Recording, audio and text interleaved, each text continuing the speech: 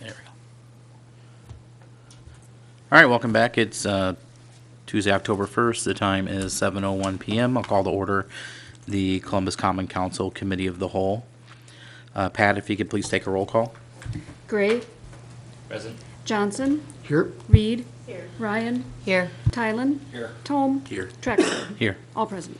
Okay, this meeting was noticed in accordance with state statutes and local ordinances. First thing we need to do is approve the agenda. Any changes in the agenda or comments or concerns? Seeing none. Motion to approve the agenda. Motion and second to approve the agenda. All in favor say aye. Aye. Opposed? All right, the agenda is approved. Next up, I have citizen comments. Was there anybody signed up back there? I didn't see. I don't think anybody was. Anybody not signed up that wished to speak tonight? All right. First up, department reports. There were none. Next up, we have committee minutes for HLPC for September 11th and September 18th. Columbus Water and Light minutes for August 8th, and the Police and Fire Commission minutes for August 14th. Any comments or questions about those committee minutes? All right. First up, I have number 7, discussion of possible WISDOT grant program proposal. There was information in your packet. I think, I don't know who's gonna, wants to talk about this. I'll just start it, but I think Jason will probably provide the bulk of it.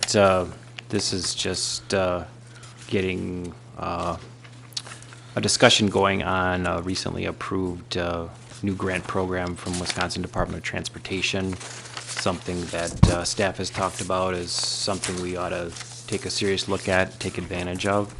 And last week, Jason and I had a conversation about something going on with his company, and thought we ought to bring it forward and just talk about the program and potential strategies there. So, Jason, if you're able. Come on up, Jason.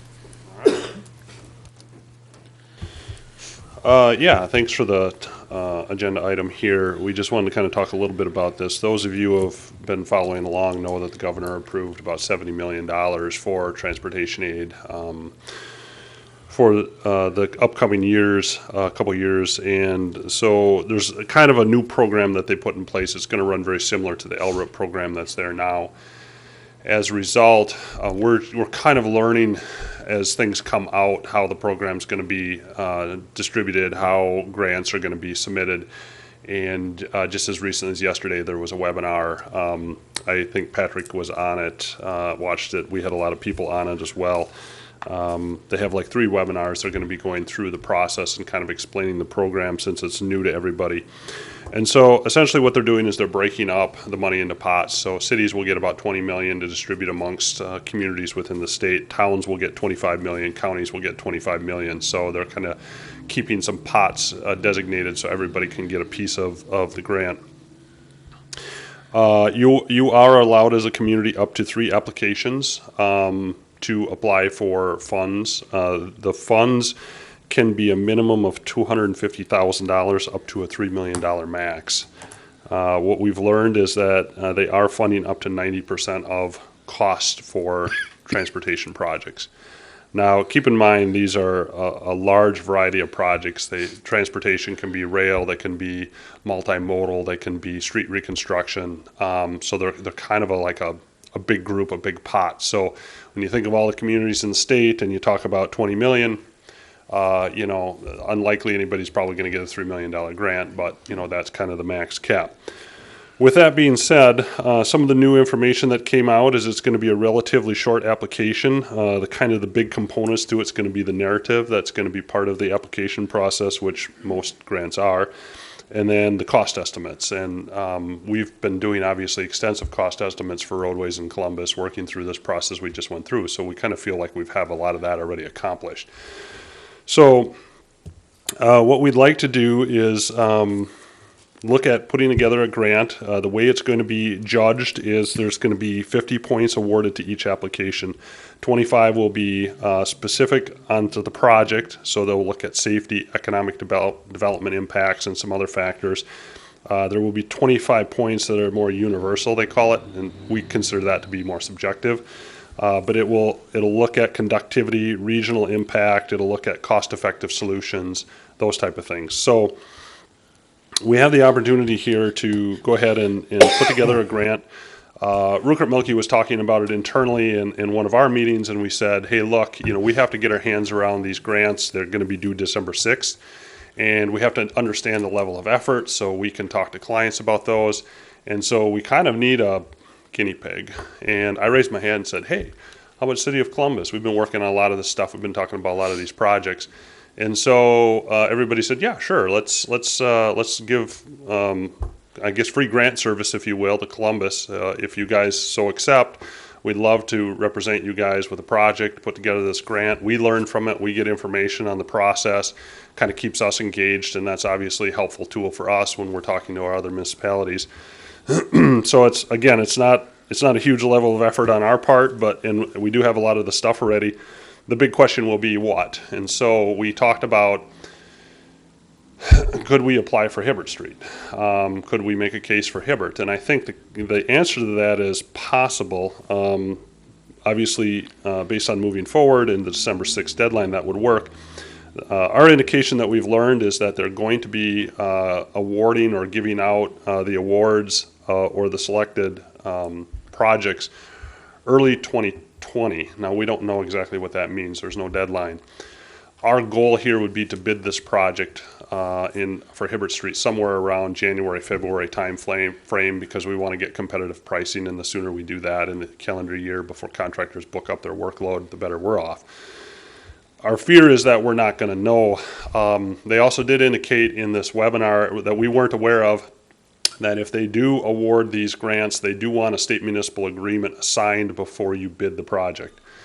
So our thought is if we receive an award in early 2020, say February, just as a date, we would then have to accept that, get a state municipal agreement in place before we can even bid the project. And I think what that's going to do is take a project like Hibbert Street and just push it late in the process. And we certainly don't want to get caught with a March or an April bid window, because we've seen historically that late bids will add 30% to projects. So you may negate any benefit of getting a grant.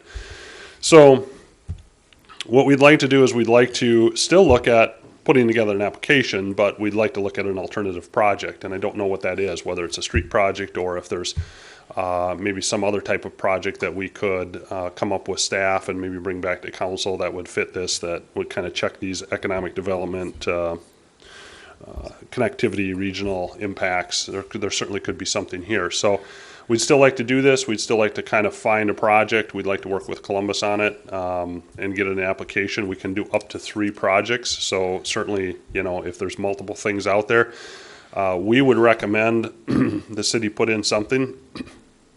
We don't know how they're going to distribute the grants. We know the selection committee is going to be 12 people from around the state that they're going to make up, much like the LRIP grant selection committee is going to be.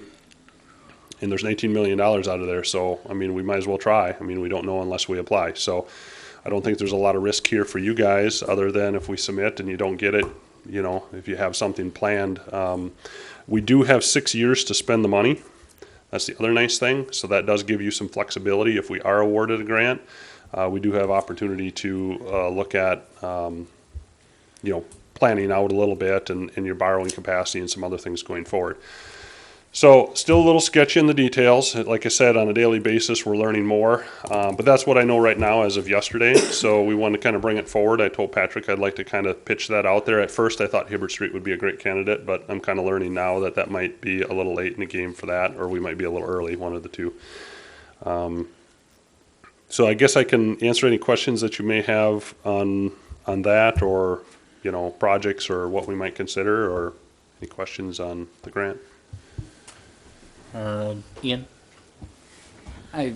During I suppose it was an ad hoc, we were talking about the downtown area, redoing the curbs, the parking, the streets, and I think that Exactly. would be right up the alley for the grant. That's kind of what I was thinking in the back of my mind, at least for one of the 3 projects, if we may have other ones, but that certainly I think would be a high candidate. Trina? Yeah, first off, thank you for the offer of your service. This is fantastic and exciting. So thank you so much.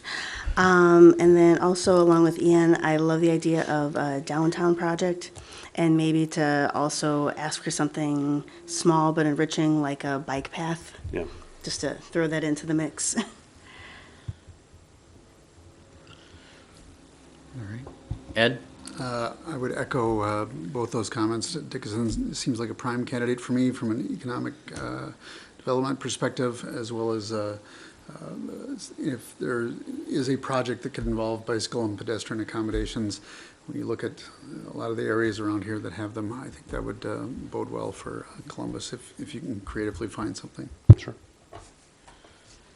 Yeah, I mean, I was actively fighting for Dickinson from the start, so this is definitely not not be a surprise that I would support that as well, and any other projects that you find. So I'd be happy to learn more that if you come back with some other options too. Right. And the other thing just to note is the grant covers costs related to the actual roadway construction component only, because obviously it's a transportation-based grant, so it wouldn't cover any utilities per se. So with that being said, a project like Dickinson, when we defined it, I don't remember what the costs were, but certainly it would come in probably above that 250,000, but much less, probably much closer to 250 than 3 million. There was a comment that was made in the webinar that basically said that it certainly will be looked upon more favorably if you look at the smaller amounts. They know they're going to have people that are going to come in and ask for millions of dollars, which are probably great needs, but they also realize they want to distribute this around as much as they can, and if they have projects that they can spread the money around that aren't huge mega projects, then I think certainly that's going to play well in their selection process as well. So like a bike trail, I think, is a perfect example of something that might not be a large expense, but we could certainly work something in with maybe a project where that would fit well on one of the three. Mike? I have one question, and I don't know if you know about, they split up the money between cities and villages and the county. Is the county's portion going to increase the LRIP program, or is that just a completely separate pot of money for the county? Right, it's going directly to counties for county roads, county highways for improvements on those, and then obviously the town money will be going similarly for township roads. So they wanted to make sure that they distributed across kind of all the levels of roadway systems. And there was one talk once about eliminating the pots and just letting everybody apply to the general total. But the fear was then that, you were going to get large projects that were going to trump, and the money wasn't going to get distributed around as much. So I think it was a good thing that they kept the split. So Okay, thanks.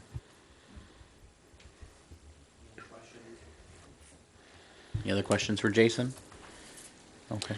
So what I would say is stay tuned. I'm going to work with staff. We'll probably come up with some projects. We'll certainly bring them back here and get some input from you guys before we move forward with finalizing applications. The other thing is, at some point and I haven't looked at the application, I don't even know if they're out yet, but I'm sure there'll be some kind of resolution needed, for approval on the council side, just for commitment to these projects moving forward. So there'll probably be a couple little pieces that'll trickle in later, but we'll fill in the details as we move forward.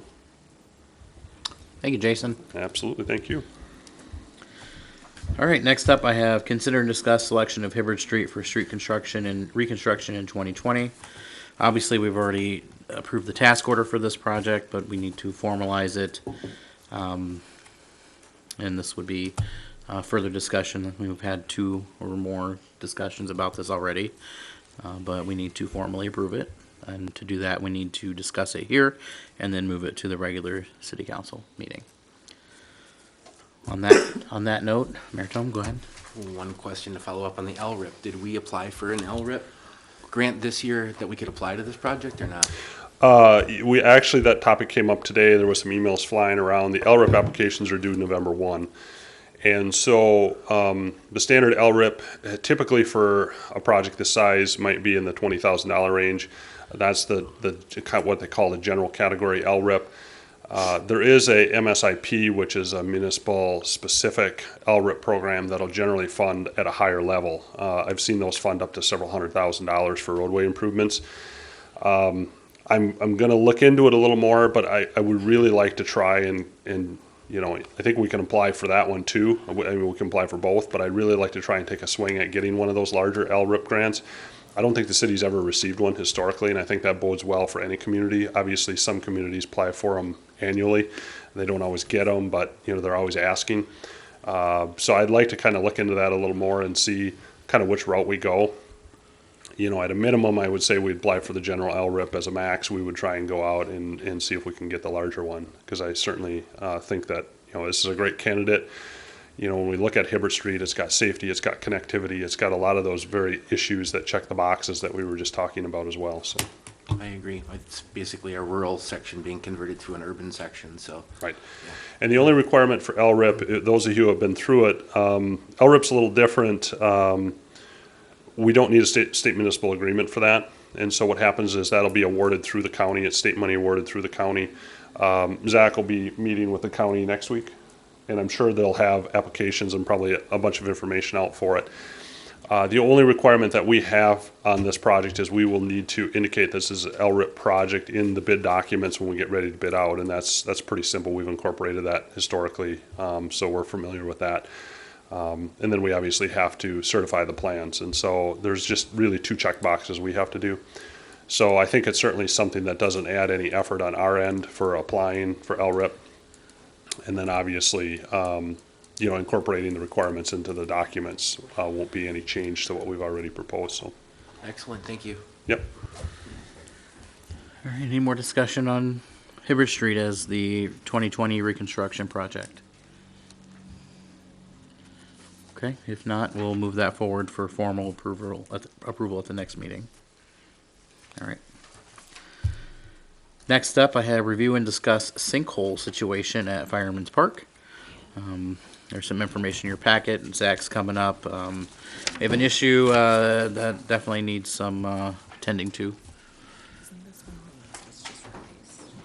No. So any of you who may have gone through the park since receiving your packets Friday afternoon. You'll see that there's a big orange fence up around near the deer pen, and along with the pictures included in the packet, a nice hole to go along with it. So right now, it's pretty much 2 options at hand. We either look at replacing the current culvert that's in there, tearing out and just putting a brand new one in, and hoping that that resolves our issue. Or we look at tearing the culvert out and restoring the creek back to an open ditch the way a good portion of the creek currently is. Just an initial concern if looking at replacing the culvert is we don't know where we're going to find good culvert again. As you'll see in those pictures that were provided to you, they've already tried to repair that culvert at least once, as there's concrete over the top of it. An old practice is to take an old road sign and bend it over a culvert and then pour concrete over the top of that to try to extend its life, and that clearly doesn't work for very long. So as I stated, those are kind of the 2 options at hand, and if you read through the 2017 stormwater analysis report from Rukert and Milky, you will find that it was recommended to remove culverts through most of the park to allow for higher conveyance flow and a greater stormwater storage volume during large rain events. And I think we'll find out that it won't even be necessarily larger rain events. Right now, the entire park just came over here. I stopped by the park before I came over here. The entire park is pretty well underwater. And granted, we've had a lot of rain in the past year, so there's not a lot of places for water to go. But we only got an inch of rain today, maybe a little bit more than that. And it's up over the bridge by the deer park and the whole 9, and right now, so it's a pinch point at that culvert where it goes back towards the deer pen there, and we would look at opening that up and making that flow much better through there to kind of create or alleviate that pinch point and help water flow through the park more freely. And you'll see the bids I have there are from Columbia County. I wasn't sure if those would be in or not. Got those in this afternoon. So Columbia County would tear out and replace that culvert from the pen there all the way to behind the American Legion, where it goes to open ditch again. So they would tear it out and replace it for $60,000, or they will tear it out and open ditch it with some nice riprap like you have seen in the 2 parts that have been redone this summer, and they would do that for $23,000 and some change. I have a question, Zach. Yes, sir. On the 2017 report, it mentions an open ditch would be $750,000, and storm sewer replacement would be 1.3 million. Those are looking at larger parts through the entire park, not just this small section here. Jason could probably speak to that a little bit Okay. more about that, but that was looking at, up towards the football field and all that culvert under there as well. Okay. And the quotes that we have been given as of today just seem to be very, very lucrative in general. Just to kind of look at, I guess, a couple of the different pros and cons here. Or another thing to look at, I guess, is if we do open ditch this, we will have to look at moving the deer pen fence in a little bit. Right now, that culvert goes under the pen for a little bit of time, and so there's a small section in there that we'd have to essentially just go through the permitting process with the DNR to bump that fence in a little bit and essentially just make that pen a little smaller. It really would be from where that sinkhole is to the maple tree that's inside the pen. Between that space, the culvert dips into the pen and back out, so it would be a relatively small area. And then I guess a con to an open ditch would be all those benches that are along the fence line there. You would no longer be able to sit there and feed the deer from that location, as that would all be open ditch, and you wouldn't be able to get to the pen from that side. You would still have the side next to the garage, but just something I wanted to make note of, that everyone's aware. Ed? How deep would the water be in the open ditch, normal and arguably worst-case scenario? Right, on a normal time, it's usually no more than 2.5 feet deep, in the parts that are open right now. Worst case scenario, I really couldn't tell you. I mean, right now I'd probably say it's over 4 right now at this moment.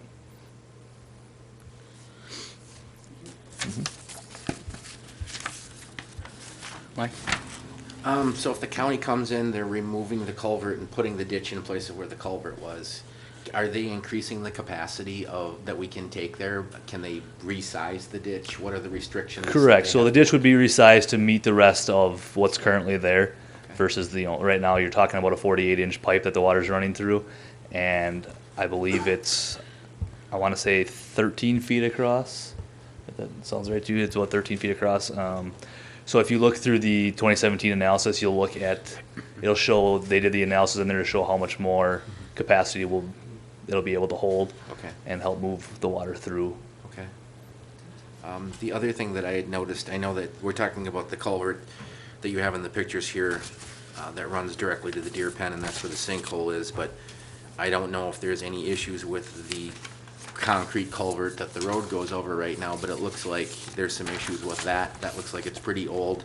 I don't know that we need to worry about it right now, but I would like to possibly consider getting rid of that bridge someday. It looks like one of the walls is compromised and tipped a little bit.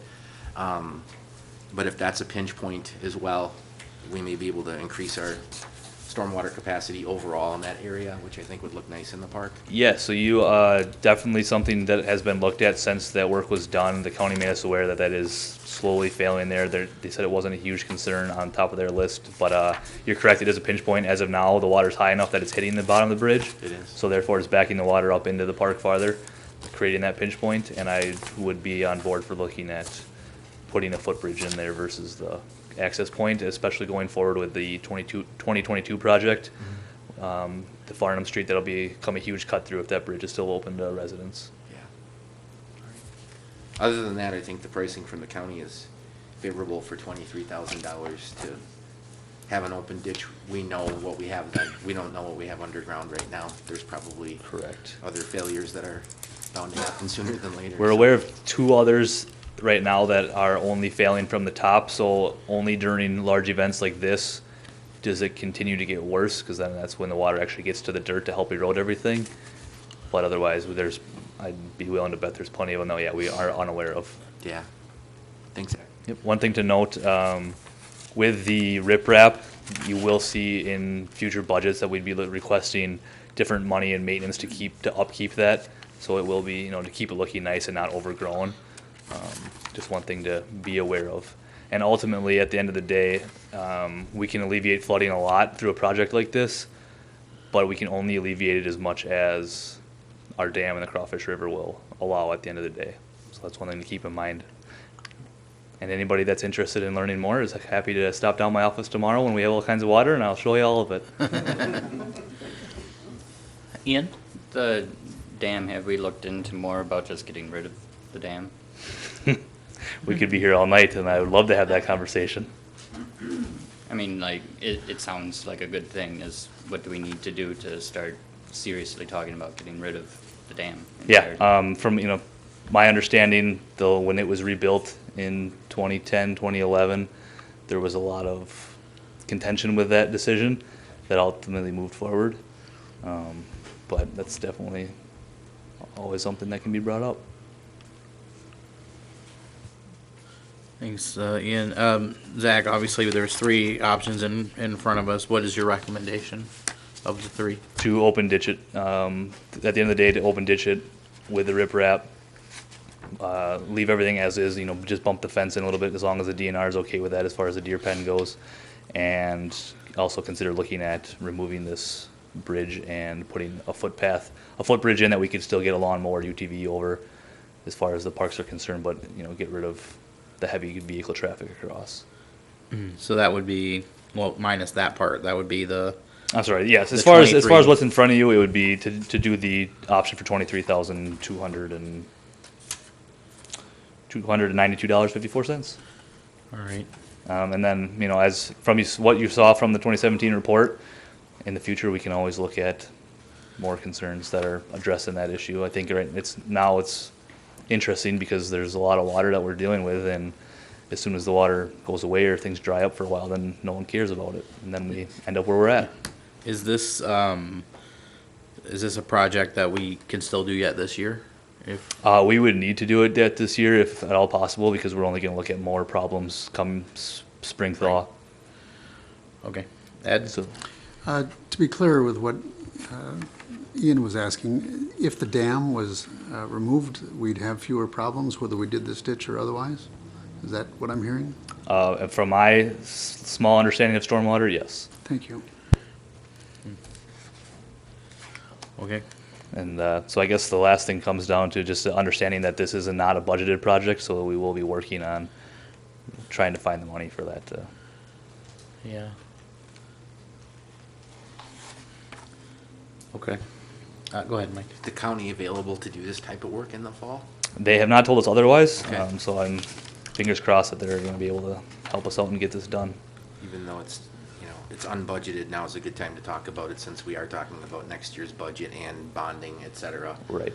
But I agree, if we wait till spring, it's gonna be wet in spring. We might, if we wait till spring, we might not have a deer pen anymore. Yeah. All right, thanks, Zach. All right, so is the council comfortable moving this forward for approval with the third option on there for the $23,292.54? All right. Okay. Thank you. We'll put that at the next regular meeting for approval. Next up, number 10, discuss and review field use agreement with Columbus Area Youth Soccer Organization. This is, looks like a seasonal, or a seasonal contract, so spring and fall. The spring one is expired and the fall needs to be addressed now since it's fall. Amy Jo is here if you have any questions. Patrick might be able to answer any questions. But this is a standard field use agreement. Patrick, did you have anything else to add on this? Any changes that of note? I would not, only to say that since we worked with CASO, I believe it was last summer, we've had fantastic relationship and things are going well, so. Ed? Have we been provided a copy of the organization's articles of organization showing it's a nonprofit? Yes. Et cetera? Very good, thank you. Yep. Anything else on this issue? No? Move it forward to the next regular meeting then? All right. Thank you. Next up, we have number 11, the 2020 Dodge County Stray Animal Contract. This is a, annual thing we go through. Last year, there was, you noticed at your desk, you got an updated sheet. There was a typo in there. Last year, we chose 5 strays for, I believe, $1,100. And anything above 5 is a fee of $250. This year, we're at 3 in the first 9 months. So as long as we stay under 5, we're, well, doing better than we were last year as far as what we paid. So I would be in favor of continuing at 5 going into 2020. There were a few changes that Patrick noted in the agreement, specifically with rabid or vicious animals, I believe. Or vicious animals. The fee went from 400 to 500. And so, any questions? Trina? Oh, I think we had it for 5 dogs. Yeah. Okay. Yeah. My only question is clarification for the checkoff on the next page was for domestic dogs only. And then for the approval options, what do we traditionally do? We need approval beforehand, or I can't remember which option we've selected. I believe it's approval beforehand. Okay.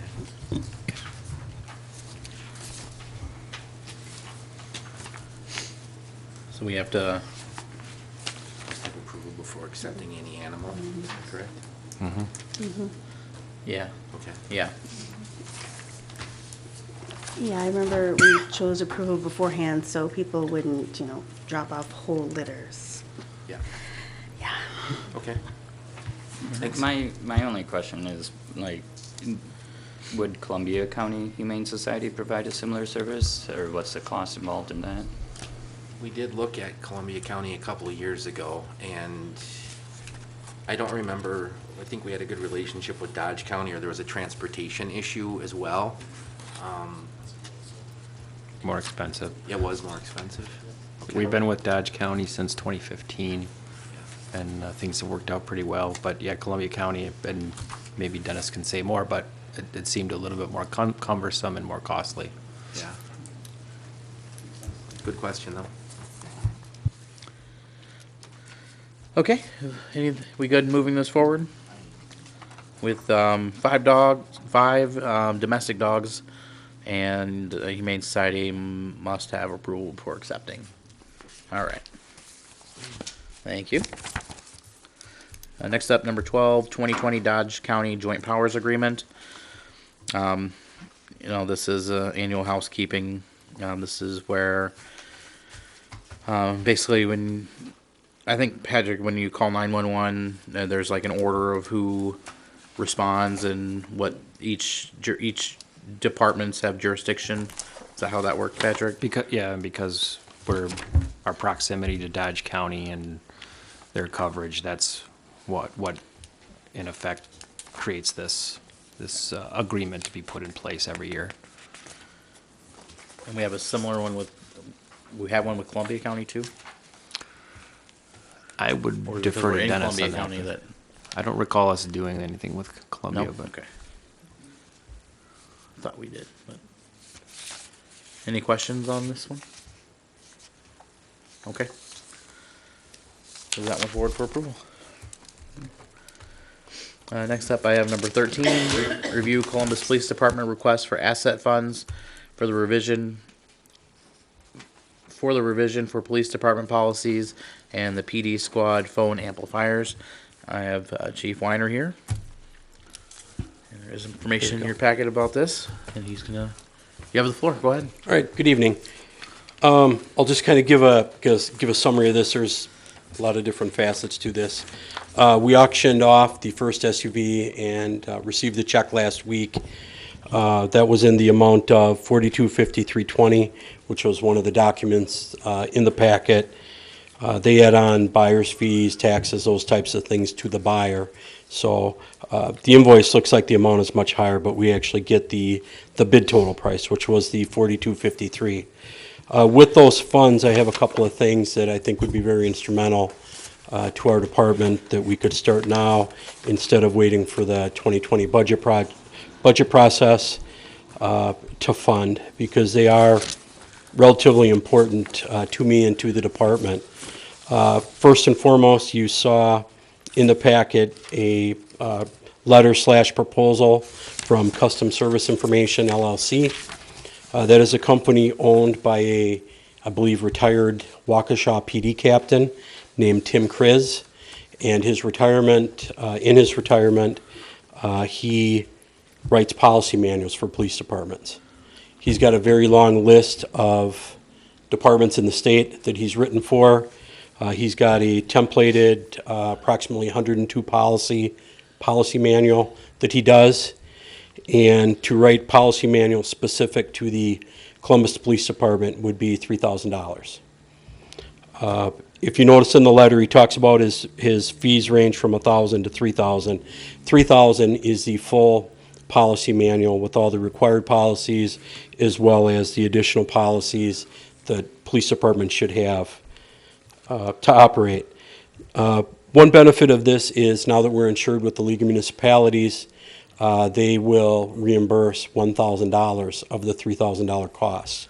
And I have written confirmation from the gentleman from the league that says upon proof of payment, they will reimburse the city $1,000.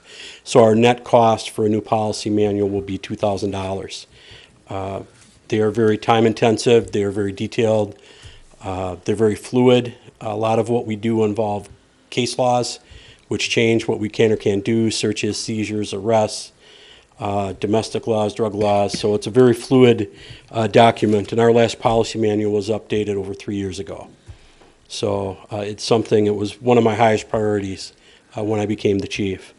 How it works is we decide with Mr. Kriz how many policies we want to do per week. Typically, he recommends 2 policies per week. What he does is he sends a packet questionnaire where I answer questions that are specific to the Columbus Police Department. And then I send it back, he incorporates them into a draft policy then, which he sends to me for review or revision. He's had departments do as many as 4 or 6 in a week, and he said that gets to be very cumbersome because with our busy jobs otherwise, he would rather see it be a little slower and done right and thorough. So I would be looking at the 2 or 3 per week, and if it's going very smoothly, maybe increasing it, but I would probably start with the 2, so it would take approximately a year. I've seen some of his policy manuals, some of his policies he's written. He sent me some draft ones. They're written to accreditation standards, and that's not something I'm interested in pursuing right now, accreditation, but our policies will be close to that if I decide to pursue that somewhere down the road. That'll be years down the road. That's a very expensive process. It's a very expansive process, but it kind of gets us one step towards accreditation. And then following the writing of the policy manual, which we won't have to worry about till 2022 if we decide to do it, for a fee of $500 a year, he will stay contracted and will update your policies as the laws change, as the standards change, and so forth. And maybe by then we'll have a different process or method, or maybe the changes will be minimal, maybe that I can handle them. But he offers that service even after he provides the manual. So that is something that I would like to use some of the money from the squad car for, because I think our policy manual is pretty much our Bible. It dictates what we do, what we can't do, what we should do, what we shouldn't do, protects the city. A well-written policy manual reduces liability, and that's why the League of Municipalities is offering $1,000, which is fantastic. And in the end, 102 policy manual for $2,000 is a deal. There's very few companies that do this for law enforcement. They do it for private businesses and others, entities, but the nearest competitor is about $6,500. And he offers some bells and whistles and a lot of electronic approval, and you click, and then there's a record that the officer read the policy and agrees it. We can handle it kind of in our own system, the old style method with electronic documents, emails, those types of things. So I didn't even give any consideration to that because that's way too expensive. And I think we achieve the same goal for less than half the money, actually a third of the money when you take the $1,000 from the League of Municipalities back out. Before I talk about the other item, any questions about the policy manual or the process? Ed? What is his turnaround time? When would you receive the first policy? As soon as I've talked to him on the phone and I've talked to him via email. I didn't know him prior to reaching out to him for this. And once I give him the nod, I would expect I'll have documents in hand within a day or two to start the whole process. And he's not requiring, he even offered to break it up into payments, maybe half in 19, half in 20. I just prefer to get it done with. The sooner we pay the full balance, the sooner we get the 1,000 back from the league, and it'd be nice to just have it done this year. I mean, the financial aspect of it done this year. How many vehicles did we approve disposing of? 3.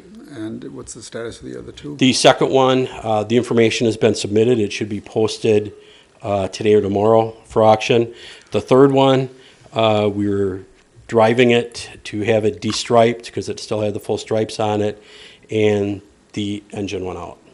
So it died in our parking lot. We parked it, and we noticed oil running down our parking lot. So we are in the process of taking the striping off it ourselves. It's a slow process. It's a lot of glue, and we are just going to direct scrap that to somebody. So I would say within the next couple of weeks, all 3 cars will be disposed of. The first one's already gone. The gentleman came and picked it up. We got the check last week, and we've just held on to it until we decide what we're doing here, and then make sure it gets deposited in the right place. Thank you. So one thing I'll note on that, Dennis, is this disposed asset fund, that's where the check should go either way. And whether Okay. we decide to give the money through that fund or through another method, that's how that should be approached. Okay. Just, not to be the bad guy, but just because like DPW or the police department or the fire department sells something, doesn't necessarily mean it's gonna go back to the police department. So just make that of Absolutely. note. I understand. I just saw an opportunity to accomplish 2 things that are, I don't want to say and I urgent. don't disagree. but- I think this is a great idea, but I also think that with vacancies in the department, you have plenty of other money and other ways that we can get to that. Either one of these amounts, we just have to look at all the options, not necessarily this may be the end up being the option, but we just make sure we're reviewing everything, because you should have other money in your budget too that we could look at. But one way or the other, I mean, I think it's a good idea for this policy review. Either way, however we need to get to it. Great, thank you. Any other questions on the first one? All right, go ahead with the second one. Okay, the second item is equipment that I want to purchase for each of the squad cars. As you know, we switched to a new records management system this spring. It was actually in May and in June. It was kind of a 2-part thing. And we experienced connection issues with the squads pretty much immediately. That is problematic. The officers do probably triple the work now in their squads and on their computers, and having a constant and reliable connection is very important. It's not as simple as, like on your phone, if you go to a website and for some reason you don't have a signal, you can't get one, you get it a couple of seconds later. When we lose a connection in the car with the system, it goes through a whole reboot process that takes minutes. So if we're on a traffic stop and we need to input data or to issue a citation, and we have the pop-up that says you have lost your connection, we're kind of dead in the water, and it's been an inconvenience. And we are currently using in the squads what we call, it's a hardware made by, the company's name is Utility, but the actual trade name of the piece of equipment we have is called the Rocket. That is the actual name of the device. In it, we use a USB air card, which are also obsolete, and it amplifies the signal so that we have a constant, strong connection to cellular towers. This type of technology is very old. Replacement rockets are not available. USB air cards are pretty much not the route anymore. And part of our failure and part of our failed connections, we have been told, is due to the old hardware that we're using in our squads. We are the last agency in the county to use rockets in our squad cars. All the other agencies have switched to what is in this estimate for a device called Cradle Points. It's a different piece of hardware, puts a different antenna on the roof, and is what Columbia County permits on their system. We have to remember that we are a user of their system, and they can dictate what is allowed and what is not allowed. And usually that list is very short, sometimes one item, because they don't want different types of hardware on their system, because they may have to change the network requirements, they may have to adjust firewalls. So they pretty much decide, and right now, rockets and Cradle Points are the only two wireless systems that are allowed to connect to the county network and allow the officers to do their work out in the field. In the estimate, it is for 2 Cradle Points devices. It does not include the install.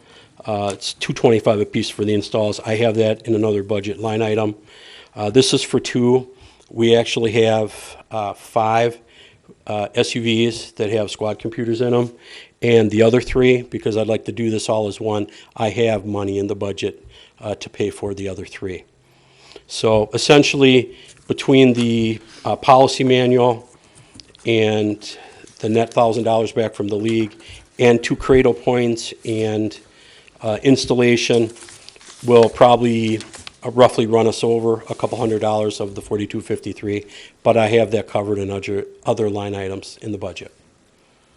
It's important as someone who's been working patrol a fair amount lately, when you're out on the road and you're on a call and you need to do things, and dispatch tells you on the radio to look at the call because they put in some details that they don't want to air, and you can't look at the call, and then you got to pull over and call them on the phone. It's very problematic not to have a reliable signal in the car.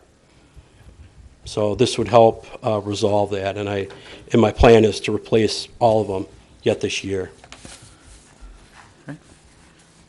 Questions?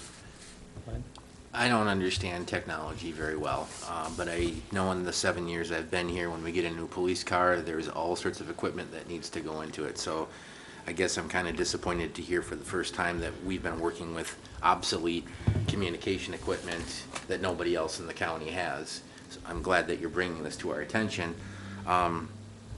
Does this create a Wi-Fi spot in the vehicle that's working off of satellite? It does. or It cellular? essentially creates a private network.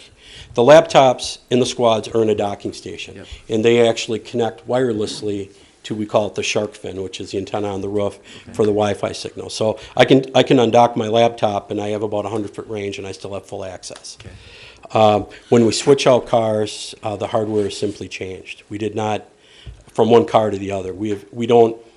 Like this year, we bought a new squad. It got hardware from the previous squad that we retired. I think a lot of the other agencies have jumped on board since May to get the switch over because they've experienced similar connection issues as well.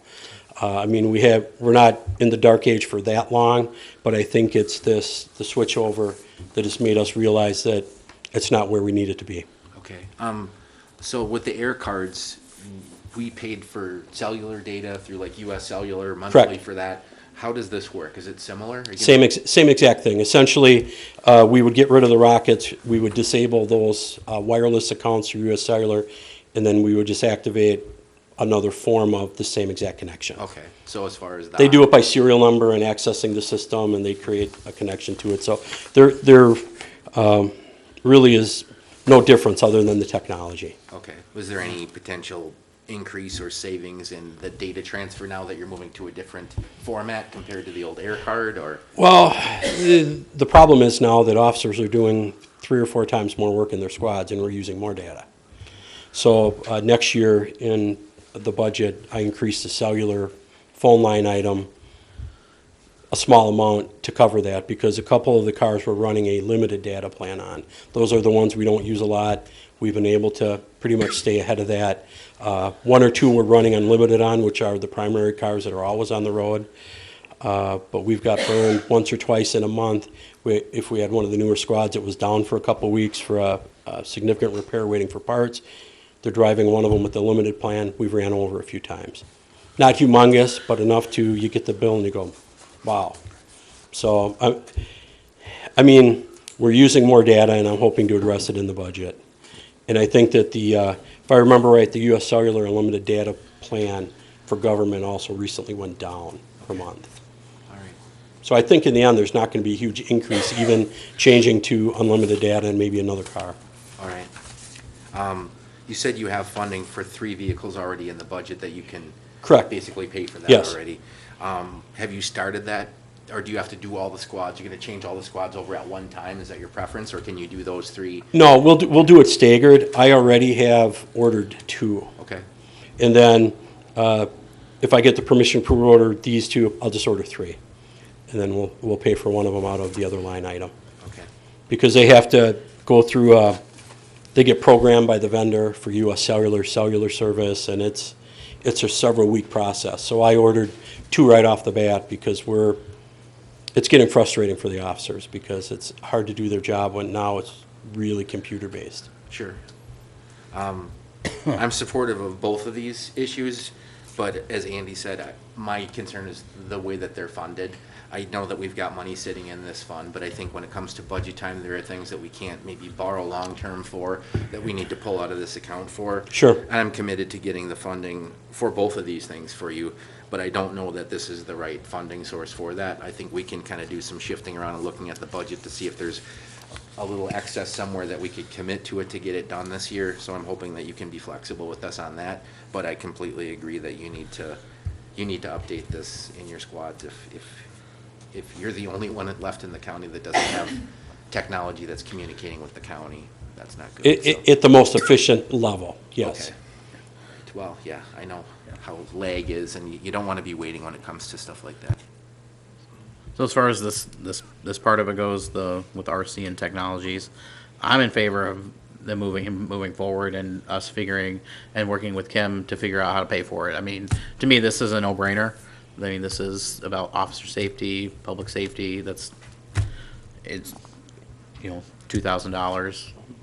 We'll figure it out. I'm supportive of moving this forward for approval at the next meeting with maybe Kim giving us some options of how to pay for it. And then as far as the other one goes, I think it's a great idea. I guess the level of urgency of this, I feel, is maybe a little less. I don't know if you need to do it this year.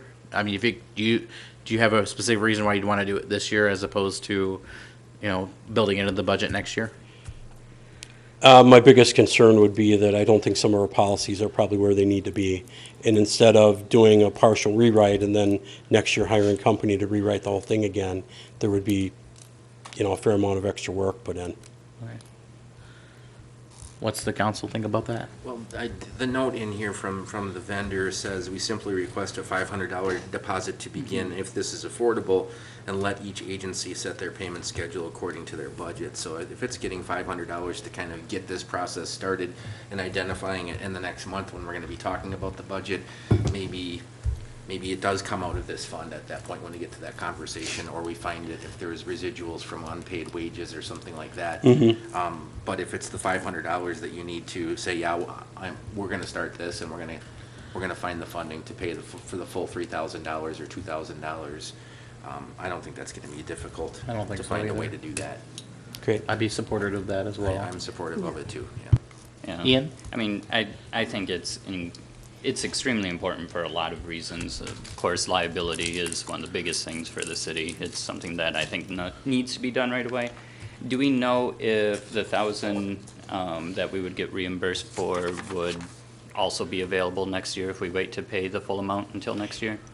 Yeah, my understanding from the gentleman from the league, Dennis Tweedale, I believe his name is that it's an open standing agreement for those insured by the league, and all the city has to do is that they have paid Mr. Kriz in full and submit proof of that, and then the city will get a check for $1,000. Okay, yeah. I mean, there's not a deadline for us to do this. It's not a special promotion. It's something that is a standing thing with the league. That's good to know. Then I would also say move forward with the 500 and figure out the rest later.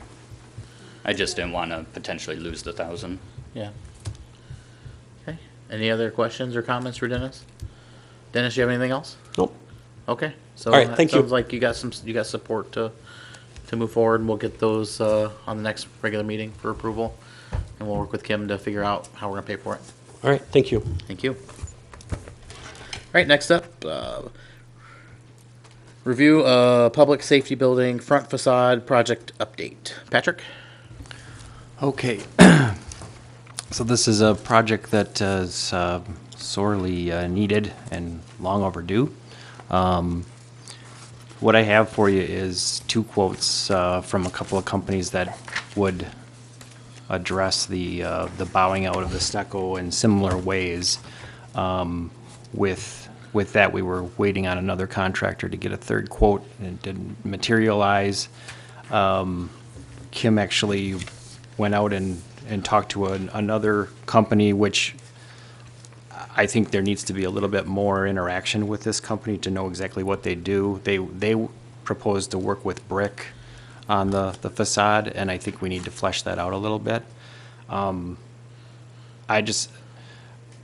With what's been going back and forth and the timing that's taken a while with this, I think we just need to have someone go in there and look around and try to figure out what the issues are. And we've got the two quotes before us. If you'd like us to go a little deeper with this third, we can certainly do that, but it was important to bring this back as an update and kind of update you where things are at. Thank you, Patrick. I don't know who it was. Maybe it might have been Trina. Thought you mentioned maybe having brick up there instead of stucco, didn't you? At some point. That was, yeah, that third contractor kind of had ideas, and I was going back and forth, and then the communication stopped on their end. So, Yeah, I think also someone had mentioned, putting brick and then framing it out and putting a video screen in there for public information updates Yeah, and that's- stuff like that. So I think Right. there's definitely some options there. What was council thinking on this? We have two bids, they're almost identical. So you have, at least you know that those two are in the same ballpark. I mean, I always like to see three, but, it is what it is. Mike? I hate to let the project kind of sit and not see progress. I think getting some more ideas might be helpful. My concern with both of these is look at the weather outside and think about the weather in a month. I don't know that we're going to be able to get this work done this year yet, and maybe we need to get feedback from the vendors to see if that's a possibility, because I think this stuff is going to be very weather sensitive. Of the two, I will say I like some of the language that I'm seeing from ACE, because it seems very, what would you say, industry-specific references to certain things about plastering, which is what that building has on it. So I would, yeah, I'd like to get more information. I know we're not getting the responses that we want from the contractors. I don't know how to do that, but I think even if we just grabbed one of these tonight and approved it in 2 weeks, I don't know that the work would be able to get done this year yet, unfortunately. But maybe that's something we could find out from them as well, Yeah. if there are weather concerns or adjustments that can be made for that too. certainly can follow up.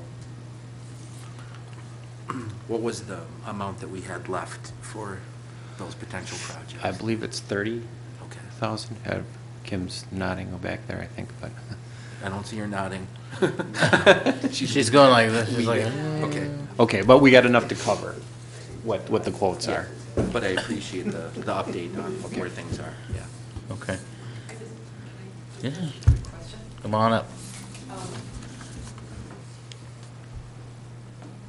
Do you want me to, sorry, I didn't mean to be so loud. Talk to the gentleman, the mason that I talked to about potentially getting a more firm quote on doing the brick on the bottom half? Essentially what I did is I went to Madison Block and Stone and said, do you have a preferred contractors list for masons? And they provided me the list, and everyone within probably 20 miles I called. And we did have one gentleman get back to us to put a 4-foot tall wall of brick with the cap taking out the base, basically cutting out the sidewalk, putting in a base, and then setting that wall on top of it. Obviously, the wall behind it would have to be repaired yet, but he gave us a bid of about $6,600. But that was basically from me going out there with a tape, measuring it, determining the square footage, taking a bunch of pictures, showing him what kind of brick we had on the building, and then him giving us a kind of a broad idea of what it might cost to do that kind of work on the front of the building. So, I mean, if that's something you would want more information, I don't know if that's anything you want me to do, but I can certainly follow up with him and see if he's not willing to come out and really give us a more firm quote on that. I think the reason why I kind of lean with what Trina was talking about is I think that would alleviate some of the moisture problems we have. I think stucco tends to be a little bit more porous, and we do know already that the water kind of flows back to the building. So if they're going to cut out the concrete, put in a base, they're going to be sealing a lot of that and then putting the brick up. So I don't know, it's your call, but if you want me to, I can certainly talk to him again. I don't know who was first. Sorry, go on. Trina. So I truly don't know if brick is the answer. I brought it up months ago. It just seemed like a nice option to throw out there that might work well for the spots. At this point, I'd like to learn more.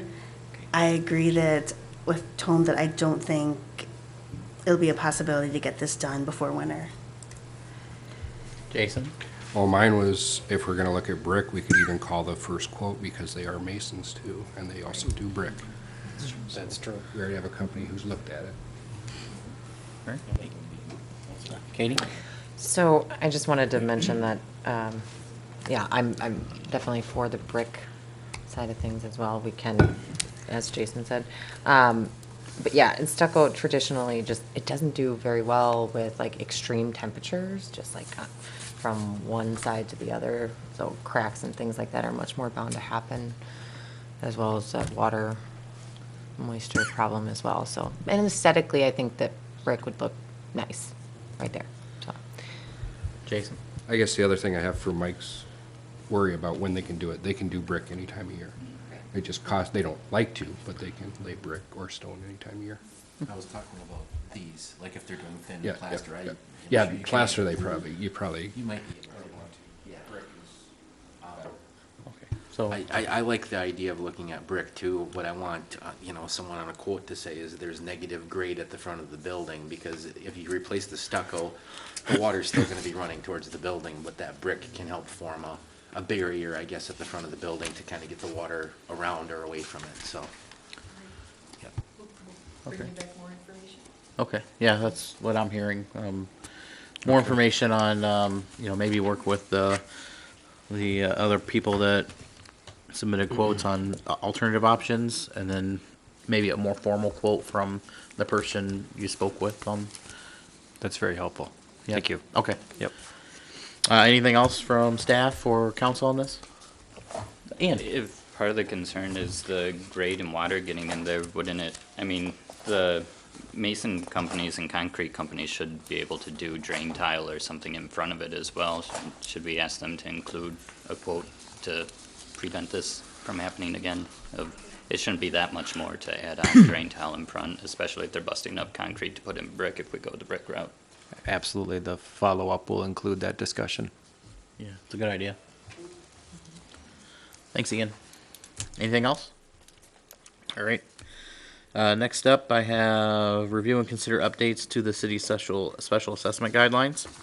So there was two copies in the packet. One's a lined one with the edits in red, and then one was the original. I don't know if Kim, you made these changes, I think. Was that right? Yes, some of the changes were made based on our meetings that we had earlier on the policy, or the guideline, it should really be. And then obviously I had Paul review it initially to make sure that certain things like statutory requirements still were correct as they were stated originally in the policy. We used this originally back in 2016 for the large street project that we had, so I thought it was important to have Paul take a look at it since he's, you know, he's an attorney. Okay. Paul, in your review of it, did you have any questions or thoughts for us or concerns? No, I checked I checked the language to make sure that it matched up with the statutes, and I made a couple edits for brevity, basically, but other than that, I didn't make a whole lot of wholesale changes. Your wholesale, or your nuts and bolts of the whole thing is on the last page. That is where your main issues are. Yep. 4 and 5 probably are the determining what an accessible improvement is and then the payments. Yep. Ed? On page 4, item 4, concrete sidewalks, it speaks to 50%, and then it references municipal ordinance 8631, which my reading, unless I'm reading it wrong, speaks of 100%. Are they in conflict, or am I reading something wrong? Neither. Okay. I believe that the way that I look at those two ordinances is that your assessment policy is basically for a reconstruction project, and the 100% is if you were just building new sidewalk outside of the special assessment realm. Well, 8631 says, the city shall construct, repair, and maintain sidewalks in the abutting right-of-way and pay the entire cost thereof. All property owners abutting upon any street or highway in the city shall construct, repair, and maintain. So Right. repair, is that Right, but difference between that- reconstruct? I think that's a situation where if like DPW says you need to replace your sidewalk, or this is broken and fix it. This policy deals with the larger scale projects that the city undertakes as part of street reconstruction or something like that. So I don't think they're necessarily in conflict. Okay, very good, thank you.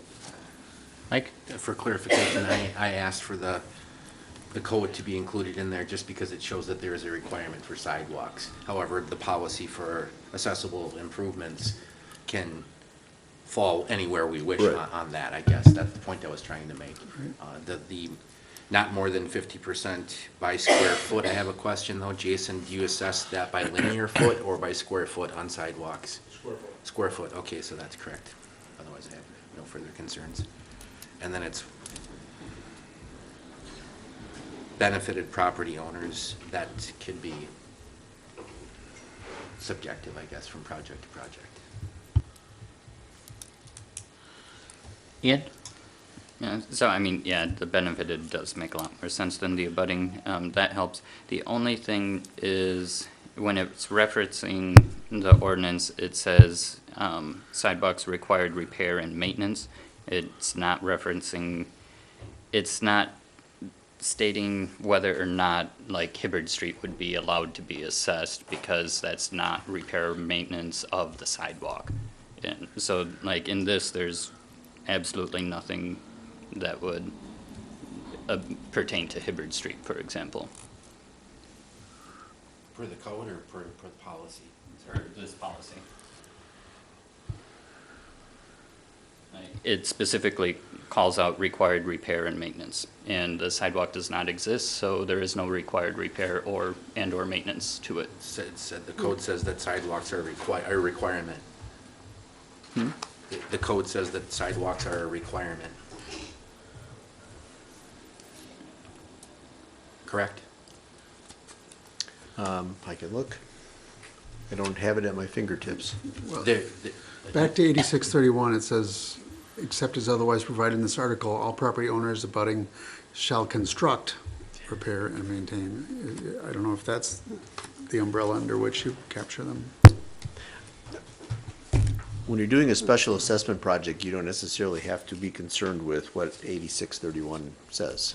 Right, yeah, that's what I mean, but like That's in what I've this- been trying to say for a while. Yeah, that's what I mean, it's not, the ordinance isn't necessary here, but what Right. I'm saying It's is not. it should also have something about construction, because Hibbard Street, there is no sidewalk that exists, so according to this, there is no assessment for it, the way this is written, other than referencing back to 8631, which isn't really that. It's a roundabout way, but I think you understand what I'm saying, like. Sort of. I think when Jason goes through and builds his preliminary report for us, there are no sidewalks in that neighborhood right now, but there will be sidewalks included on the preliminary report. Then we have a public hearing, and then we have a final report that follows that. My concern is that if there are no sidewalks in a neighborhood and we do a reconstruct and someone comes in and says, weren't any sidewalks there, we don't need any more sidewalks, the code specifically states there should have probably been sidewalks put in there 80 years ago and there weren't. So when you do the reconstruction, that affords you the availability to hopefully put sidewalks in our pedestrian-ish, means, I guess. That's my concern. Right. I just think it would be more simple to take out the reference to the code and just add something about construction in it, and then it would be encompassing. I'm fine either way. Yeah, if the code doesn't need to be in there and that's what the attorney says, I'm fine with that. Trina? Yeah, I guess it's a little confusing having the ordinance 8631. Since that seems to just be referring to sidewalks that already exist, that are damaged, that are for the property owner to take care of. So I don't know if that needs to be there, if that's helpful. It's good having a little something in the area that we do have ordinance on sidewalks, but I just don't know if the placement helps for our accessible improvements conversation. Does that make sense? Yes. Jason? I thought we had something in our ordinance that said when we reconstruct something, it has, sidewalks are required at 5 foot, but. Our subdivision ordinance, chapter 90, does state that all subdivisions shall have sidewalks on both sides of the street unless if otherwise, waived. So I think, as a requirement, I look at that as whenever we reconstruct a street, we try and bring it up to a current standard if it's not meeting that standard today. Mm-hmm. So that's kind of the benchmark that I use is the subdivision standards.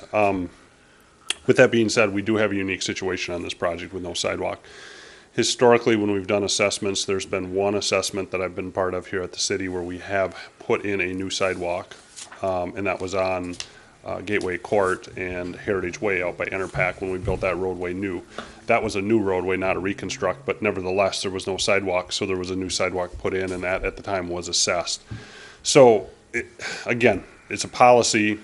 Each assessment is, unique in its own way. So we're gonna have to take these, when the preliminary assessment is approved and I prepare the report, we're gonna have to, I generally look at each one of these specifically because there's always something unique to a project that we have to address. And so this will be a situation where you're absolutely correct, and I think Ian's right. We kind of have to grapple with, this will be a new sidewalk, should have existed before. It's only on one side of the street. Who benefits? This one's going to be certainly one that we're going to have to work through and decide how we're going to divvy up costs, with the assessment, and then who's the benefiting owners of that as well.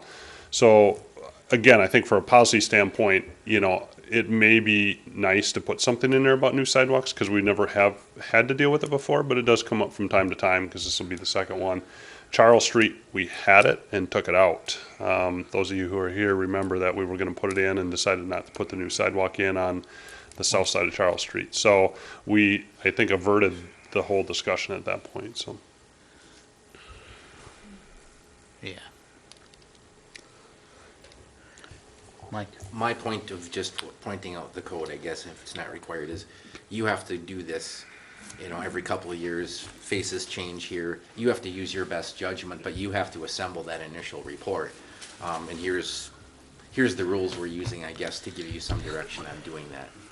I just want to be as clear as possible. I think, as you said, if there are opportunities to infill neighborhoods that didn't have sidewalks, that, you have to have the argument at that time, I guess. If the reconstruction is done, you're not going to come back in 3 years and try to put sidewalks in, so. Right, and I would agree it would be nice to put a policy together that would be the bulk of the situations that we would encounter.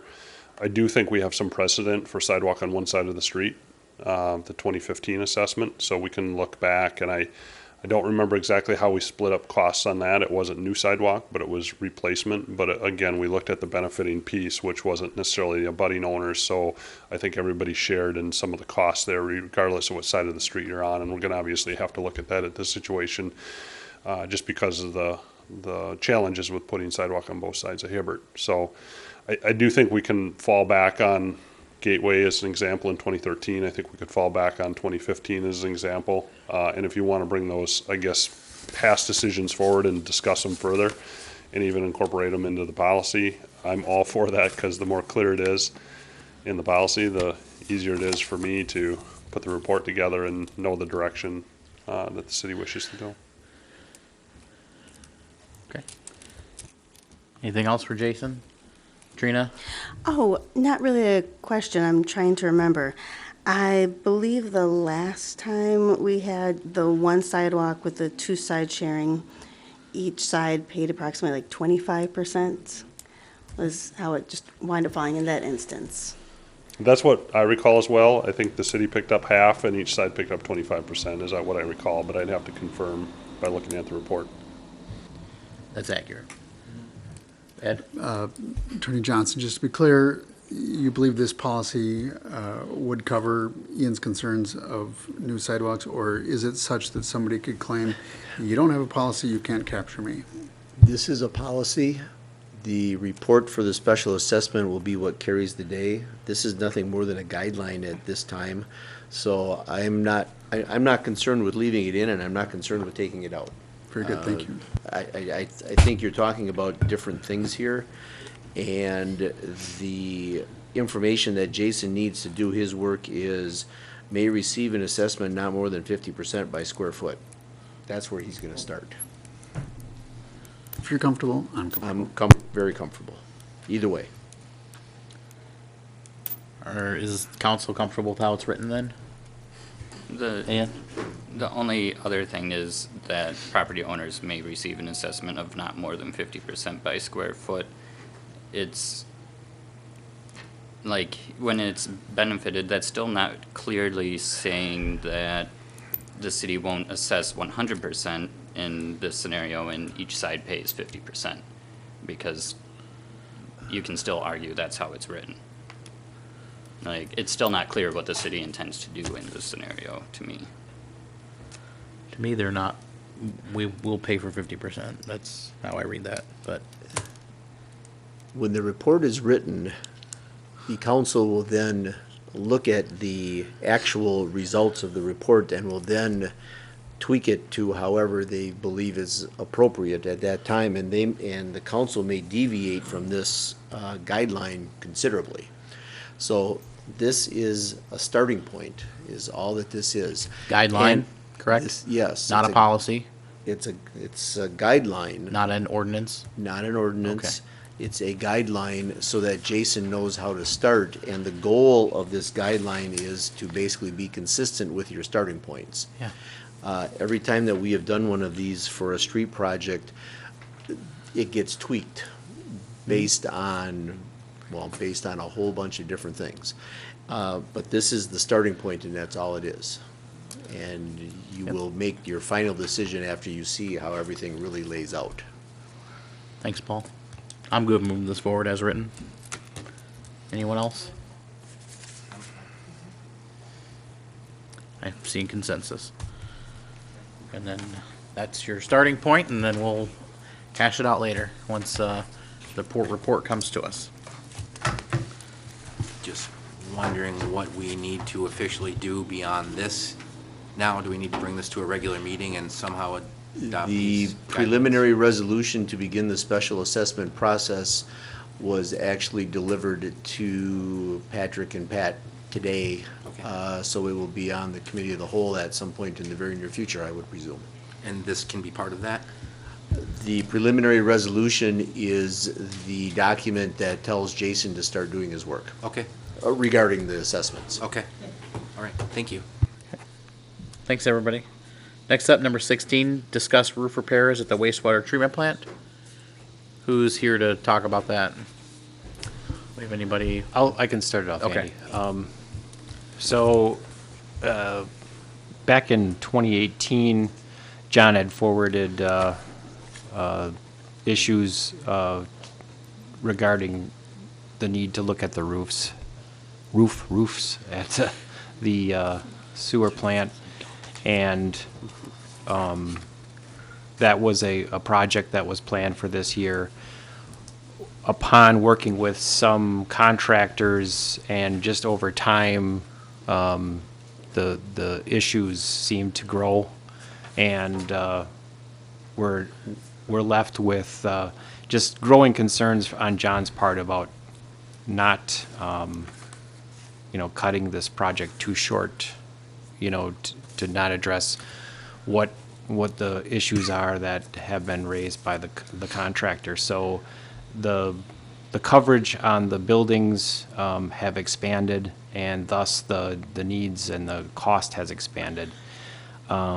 Kim put together the memo here and talking about ways we could address this based upon the quotes, and by seeing some savings on another part of the budget from the filter cell painting, we could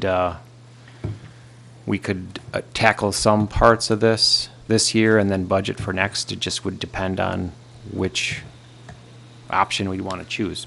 If I've got some of this wrong, Kim can correct me, but that's the summary of the issue. I understand we have about $87,000 left in the budget to cover about half of what we need done.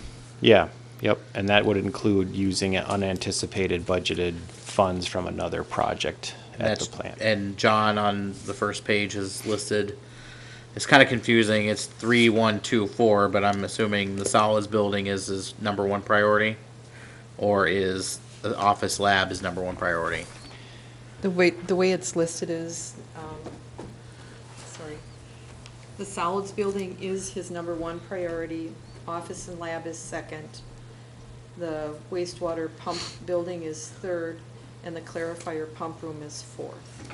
Okay. So that's how the quote, the way he laid out the quote itself has number 3 building as being the solids building. Okay. So that's it kind of is trying to correlate back to what the quote said. Okay. Yeah. So, in a perfect world, the solids building is done first. That's his number one priority. Mm-hmm. And then with the money, we could potentially do 3, 2, and 4. Number Right. 3, number 2, number 4, and then the office lab would be maybe next year. Right. Or we could do office lab this year And defer the others. and defer the others to next year. But John Namer's priority says the solids building should be done first. Right. Okay. And I talked to John today because we've only got the one quote. And we had gotten an initial quote early on to actually decide what to put in the budget for 2019.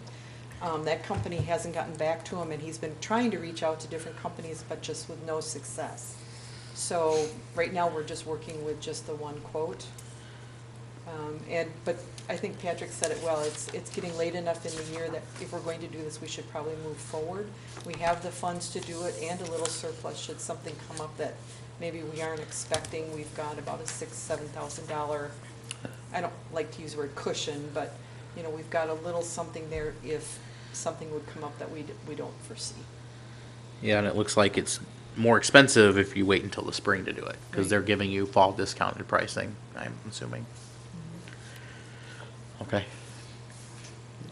Questions for Kim or Patrick on this? I mean, my initial gut reaction is to, do number 3, number 2, and number 4, as I believe that was listed as option 1, maybe. I lost it somewhere in here. Yeah, option 1. I'd be in support of that. Mike? I would support option 1 as well. My first question is, do you know if those are the original roofs on those buildings? I believe that they are. Okay. I would like to know that, if you can find out from John, and if we've had significant repair work done on any of them or not. I don't recall having to do much since I've been here, which is only, 6, They 7 haven't years. done any real roof work since, well, I started in 11, so since then, but I'll check with John. I mean, he knows a lot more about the plant than, Yeah. And is there an obligation for us to get additional bids beyond this? We, in policy, we do, are directed to do 3 bids. The challenge comes in often at the sewer plant, though, is you don't have contractors that do that specialized work. Now, I don't know if that falls under that with roofing a sewer plant, if it's just a normal roofer, but, Yeah. yeah, but John has been trying to get additional quotes. Okay. Yeah. But that's just a policy. There's no obligation for us at this price that we have to get 3 bids or anything like that? Not that I'm aware of, no. Okay, all right, thanks. Anyone else? Right. We are running out of time again for roofing season, so, Every year. yeah. All right. So is council comfortable with option 1 or option 1? Okay, I'm hearing option 1. So we'll move that forward to the next regular meeting for approval. Anything else on that? All right. Next up, number 17, consider and discuss 2018 city audit. This was discussed at length a couple of times already. Bringing this to the regular meeting as a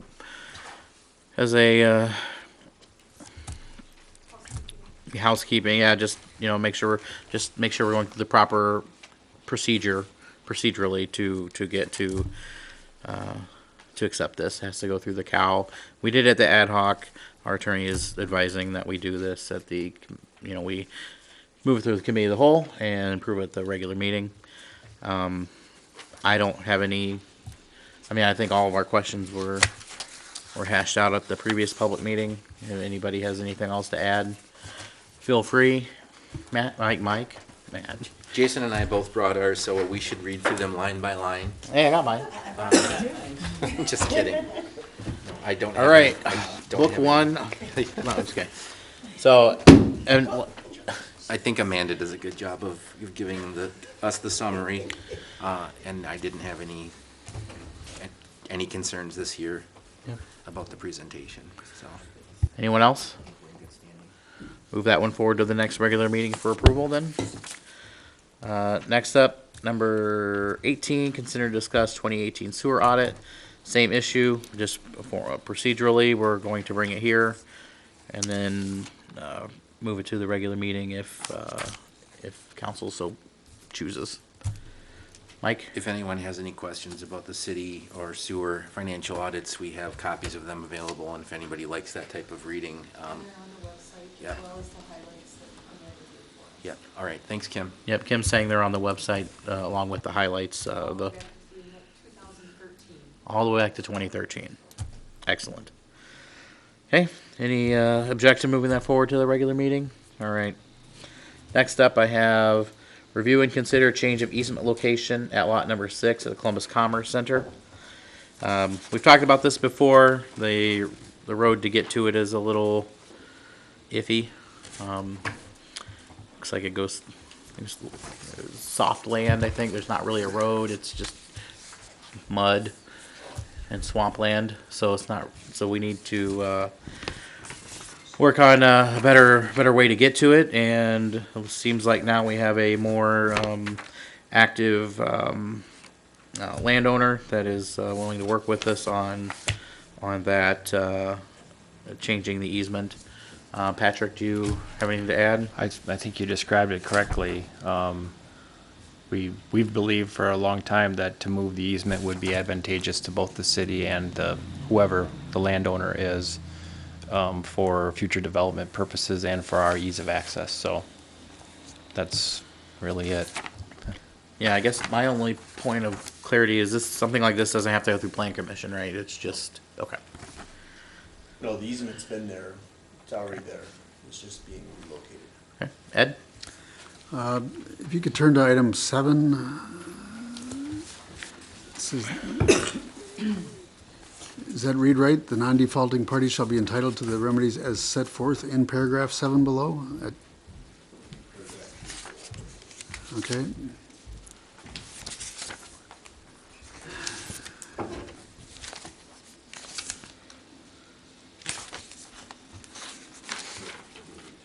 All right, and then in paragraph 9, is it binding upon Olena?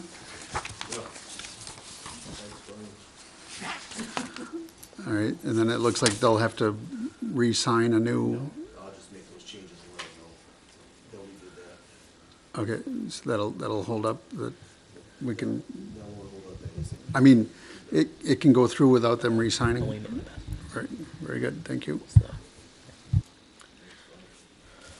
Good catch, Ed. Thank you for that. I should just send these to you before I proofread on for a the living, record? so. We'll now forward all these to Ed Johnson prior. Okay. Anyone else have any comments or questions on this? Mike? Just a question on what we have to do moving forward procedurally. Is this more than one action as far as vacating and reestablishing the new easement, or is that all one thing? This is approval, sorry. This is approval of the document that you are looking at with the two changes that Ed has requested, because the document itself terminates and recreates the easement all in once. Okay, So it's one document to approve. very good, thank you. Okay. Ian? Only thing is, like, the detention pond, are we far enough away from it? There's no issues with, like, DNR, nothing's a problem?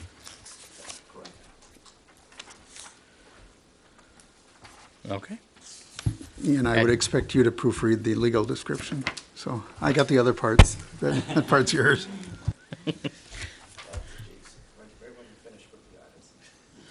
Yep. Okay, unless there's anything else, we'll move that forward to the next regular meeting for approval. Next up, I have number 20, discuss potential conversation of city aldermanic elections from district-based to at-large representation. There is a memo in the packet. This is brought up by Alder Johnson. Basically, you have, right now, everyone is elected by district to a 2-year term. Looks like the change would potentially be, one of the elections would be not district binding, it'd be at-large seats. Is that what you're? That'd be my proposal, and I want to thank you and the mayor for putting this on the agenda. I think it's a good way that, it demonstrates in my mind a way that alders that have an idea can get something brought up before the entire council for discussion. So whether it passes or not, I just want to say thank you for at least allowing me to bring this forward and have a discussion on the topic. Since I've been here, I noticed that we've had difficulties filling aldermanic positions, and what I propose is something that I know the school board back in Port Washington did when I lived there. They had what I would call a hybrid system, where they had districts and then they also had at-large members. And it's my perception that I would like to keep one alder person per district. I think there's some value in that. But in that we have had some difficulty finding people to run for council seats, I think that if we opened it up, that we had 3 at-large seats, we might have an easier time and bubble up more candidates in running for council. And so it would be my proposal that we stagger the elections such that 1 year we have the at-large seats up, and then the next year we have the individual district seats up. That would avoid issues in my mind with primaries, et cetera. But it's something I'd like to see discussed, because I do think there are potentially people out there that would run for council, but that may feel that they don't necessarily want to take on an incumbent. And in my mind, it would encourage more people to run for council, so I'd like to see it discussed. I'd also like to see discussed something that I guess I don't necessarily see on here, but potentially changing the term of the mayor to a 3-year term. But those are my thoughts on this topic. All right. I do appreciate you, bringing this to the mayor and myself for review. it does have merit. I can tell you from experience that The Brewers win? I don't think that's it. I can tell you from experience that there are certainly more people running in District 3 than I've seen in District 1 and 2, which is always a great thing. So I don't really have any opinion negatively on this. I think it either way would be fine. I do like the idea of getting more candidates, but I do like also the idea of having a home representative. But from my experience up here, my contacts don't stop by the district I'm in. I get 3 or 4 contacts a week from people that aren't in my district. So You are council president. well, before that, I was just saying it's never been a boundary hasn't stopped the way we help people. So we represent all citizens, and whether we're in 2, 3, or 1. So I'm okay, in looking into this further. I saw there was an example ordinance in here from Jefferson, which makes sense. I mean, right off the bat, I would say that if you wanted to put this into effect for the next election, that would affect Jason, myself, and Ian. So I don't know if navigating that is a problem as far as voting on something like that. It is something that directly affects potentially us. So I would ask the attorney to weigh in on that if that's an issue. But I don't know. Trina, I see your light. Oh, I prefer keeping it the way we have it with the home districts.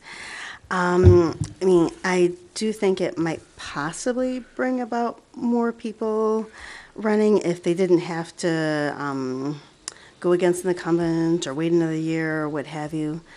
But I really like the localized representation. Thanks, Trina. And just to be clear, I'm not talking about abandoning that. I'm talking about that you would have that and you'd have 3 people that are at large. So we would still have district representatives under this proposal. Thanks, Ed. Thanks, Trina. Anyone else? Katie.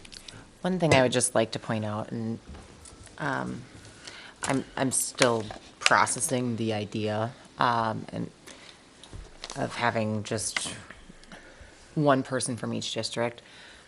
In the event, we have a lot of meetings, and in the event, that one person cannot be at one meeting, I think we run a much higher risk of having one district unrepresented at a meeting, possibly where action is made.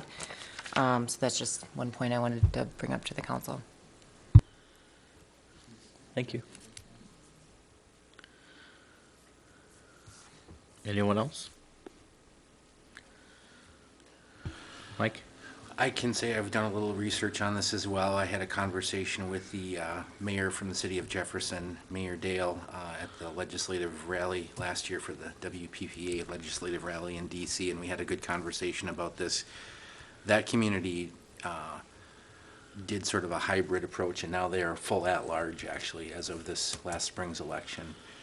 They're a little bit larger than Columbus, but pretty comparable, and I did call him just to ask if there was any lessons learned or any potential snags we should be aware of before we begin the conversation here. And the clerk and the person that answered the phone and also the Mayor Dale said that they have had no complaints about it whatsoever, that it's been working out well for them. And the reason that they kind of moved in this direction is they don't feel like district representation really offers all that much. And I think in my time here, pretty much every issue we talk about affects everybody in the city equally. I don't think I've ever been involved in a situation where we're pitting District 1 and District 2 against each other for a certain situation. I think we all support the same things. So I don't have a deep concern about that personally. My concern about trying to do this in Columbus versus how they did in Jefferson is they have 8 seats. So they're able to take 2 regular seats in an election with 2 at-large seats in one election. It seems like the only way we could do it with 3 seats is to have one election one spring, which is all at large, and then the next spring, all district seats. I don't know how that looks or how that works, but, you know, if Pat had any input as a clerk, I just think it's different. It's going to be a little bit different, and there should still be some requirements regardless of which seat you run for. If you run for a district seat or if you run for an at-large seat, we want to make it easy for people to get involved, but I don't want it to turn into a situation where in 5 years we have no one that ever wants to run for a district seat because of this, and everyone's always going to run for the at-large seats. You know, we may end up not having any district seats after a while, and if that's what the community wants to do, you know, over the course of 5 or 10 years, maybe that's something we or other people talk about then. But my concern about trying to filter this into an election and have it appear to be fair for everyone, I haven't been there, so I don't know what that looks like, but I do have a few concerns about how the logistics of that works out. But I'm willing to talk about it thoroughly, so. Ian? Yeah. So, I mean, that's definitely a valid concern. Like, I see both sides and like the good and bad of it both ways, because I, like Trina mentioning, you know, having the direct person in your district, and Katie bringing up that, you know, it's possible that perhaps a district won't be represented from time to time because of if there is only one. Personally, I think in this I would be an all-in or an all-out. I think if we go with at-large, it should be all at-large and not half and half, or we should keep districts. I don't believe splitting it is the right answer. So, but that's my thought on the matter. The only thing that I'm fearful of at-large, do we say at-large 1, at-large 2, at-large 3, and we have different people running for each, or do we just take, you know, there's a handful of people running and the top 3 that year win? Because the other problem with doing all at large in that scenario is we might have one person that gets 90% of the vote and then 2 people that basically vote for themselves and weren't really elected in that scenario. So. Ed? Yes, they would be. I mean, that's the way democracy works, you know.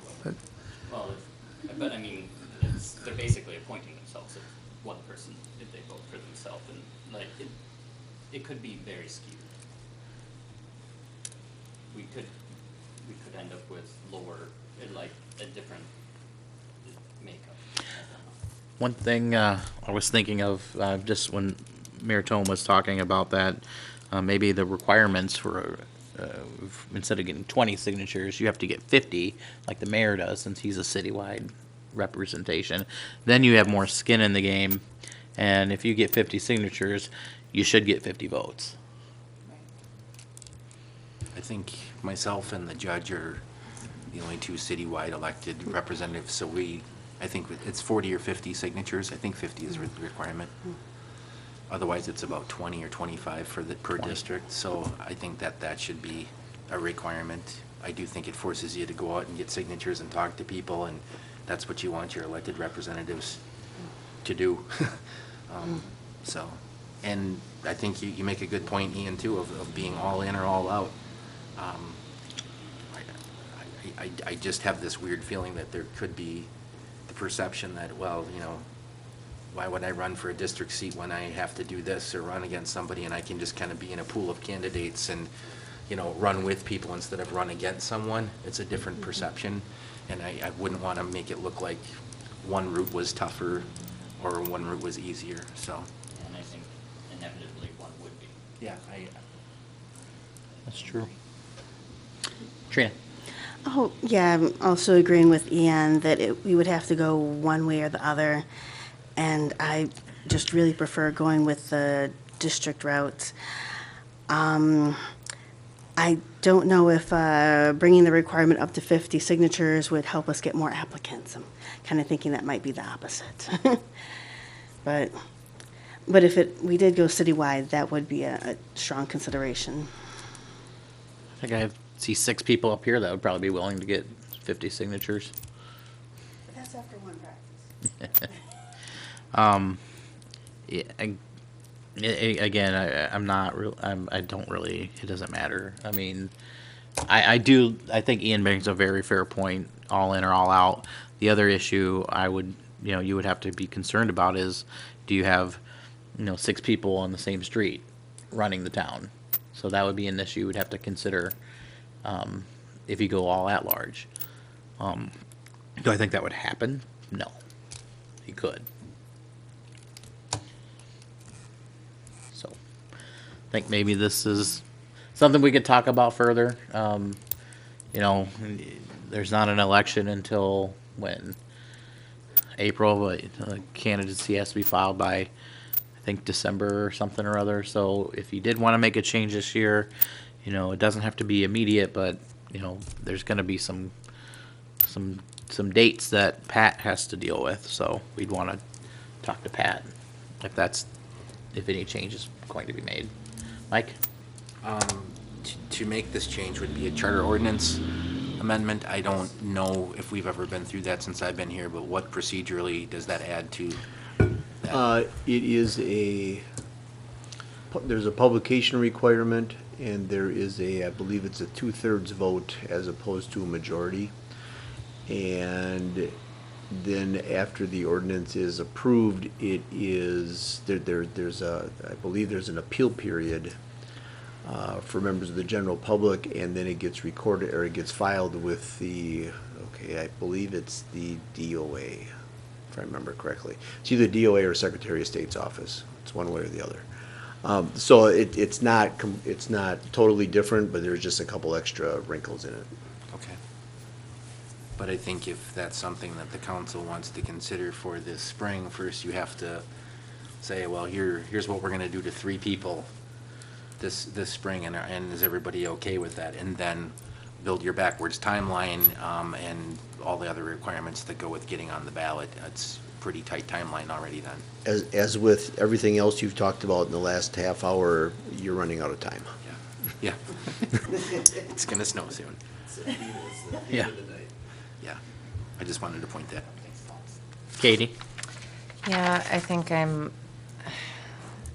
I would just be more favorable to continuing on with districts, not necessarily just doing with the timeline, but just in the event, not to Andy's point, so 3 people all residing on one street, it's probably not likely that that'll happen, but 3 or 4 people residing in one neighborhood, I think is a lot more likely to happen. And truthfully, I think that there are different challenges that, somebody in my neighborhood faces than, somebody on the other side of the train tracks, or there might be small differences, but they're there. So What I see is sitting up here for the almost 4 years is an empty seat all the time. And, it took a long time to fill, your 2 seats over there in District 1. That was very difficult. Many calls out to the public, no responses. You had other elections that were contested that would have been very well suited to be up here. So that's the other side of the coin when we have empty seats.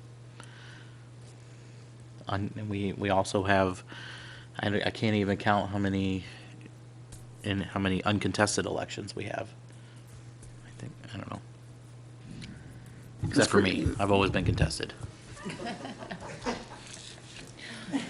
Ed? Yeah, I agree. That's exactly what I witnessed, and it was an attempt to address what I see as a paucity of candidates. It was an idea that I thought merited discussion. I'm not married to it, but I thought it was an idea to address what I've observed as the difficulties getting people to run for council and have potentially contested elections. Thanks, Ed. I guess we, at this point, it's not really consensus to move anything forward. We can certainly talk about this another time as well. Mike, you have something else? I have a question. I don't know who would have an answer, but so we're going to go through the census in 2020. There's new congressional maps. As far as our local districts, who draws them and when? is it the county, the state drawing them for us? Because I know in the time I've lived here, I've actually changed aldermanic districts living in the same address. So I'm just wondering if, we're talking about this, is there a way that we might consider that and say, let's have, different number of districts in the city or something like that? And if we want to go in that route, that may be an opportunity for us to talk about that. I know there's a requirement that you have to certify your districts every so often, but I don't know exactly the answer to your question. And maybe if we, want to continue this conversation, I think maybe if it's not something we do right now, but we learn more about, maybe that's where we could convert to having 4 city districts and having 2 at-large members and still having 6 people up here. So, I like that idea a lot. I think that'll take more time to think about it, but sure. I think that's a better direction. Okay. I just assume that the 2020 rolling around will possibly see some change, but if there's any opportunity for us to consider that along with this, that might work too, so. Okay. Whatever you can find out about that for us moving forward would be greatly appreciated. Yeah, we need one more chair. There's one over there. All right, is there anything else on this issue? Okay. Well, thanks for the discussion again, Ed. Thanks for bringing that up. It's a good conversation to have. Next up, adjourn. I'll make a motion to adjourn. Second. Okay, motion and a second to adjourn. All in favor, say aye. Aye. Opposed? Okay, we are adjourned. Everyone stay dry out there, and the Brewers are winning 3-1. I wanted to commend you. We're done before 9 o'clock. I was shooting for about a